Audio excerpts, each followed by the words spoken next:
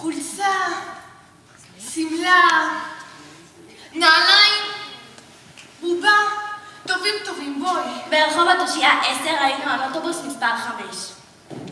כרטיס 1 6 שקל, 2 12 שקל. אני הוצאתי את הראש מהחלון והרגשתי את הרוח. אני אוהבת אוטובוס. לראות את כל הרחובות והאנשים, הכל זז מהר. זה הרבה יותר טוב מללכת ברגל. יש קירור והיה לי קר, הזור שלי קפא, וכל השערות ברגליים עמדו. אני צחקתי ואפילו אמא חייכה. אבל אז הפנים שלה התחילו להאדים והתחילה לצעוק. לא יפה, משוקע מאזני לצעוק. אני לא רוצה נדק לומד מוריד ראש. אף אחד לא מקלל נדק יום זה. נדק עוד מעט 13.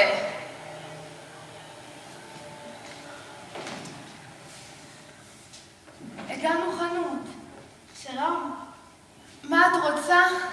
אני לקנות. מוכרת מאוד נחמד. טובים. כבר הייתם כאן? לא, אבל שמענו חנות. אנחנו רוצות לקנות שמלה ילדה.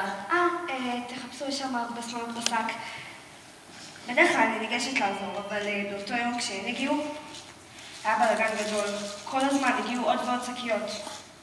אנשים כנראה נעשים נדיבים לקראת הקיץ. אז בקצה המחסן, רק הזכרתי להם את עניין הפריט. מה? אחד כל אחד. אני לא מבין. כל אחד יכול לקחת, רק פריט אחד. אני לא ידעת רק בגד אחד. איך זו? טובים. היא קצת ארוכה, לא? בסדר. אני אמרת, נדק, מה את רוצה? אני לקנות.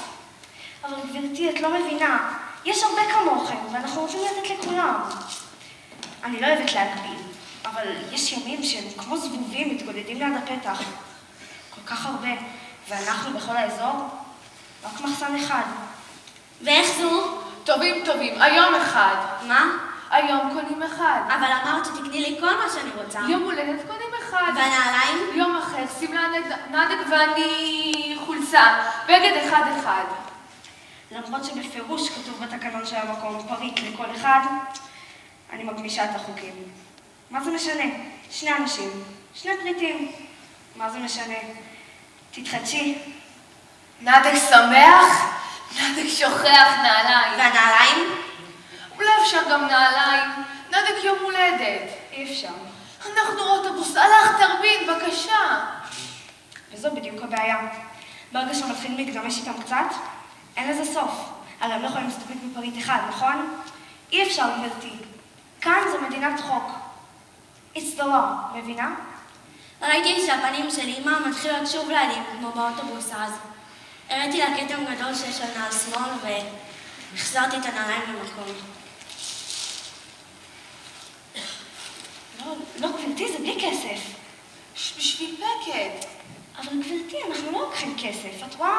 הבגדים פה כמו זבל. באמת, אנחנו לא לוקחים כסף. זה בשבילכם, בגלל שאין לכם. אני רציתי נדק לא שומעת. אני לקחתי יד נדק בחוץ. אוטובוס בית, 12 שקל. אני לא נתתי לה יד, אני החזקתי את הבגדים בשתי ידיים. כשסידרתי את המחסן, מצאתי שטר של 20 שקל. רצתי החוצה, אבל לא מצאתי את האישה. למחסן אין קופה רושמת, אז באותו יום שלחתי לקנות קציצות ואורז אצל סימה תבשילים. שלשלתי את השטר בקופת צדקה לרבי מילמן.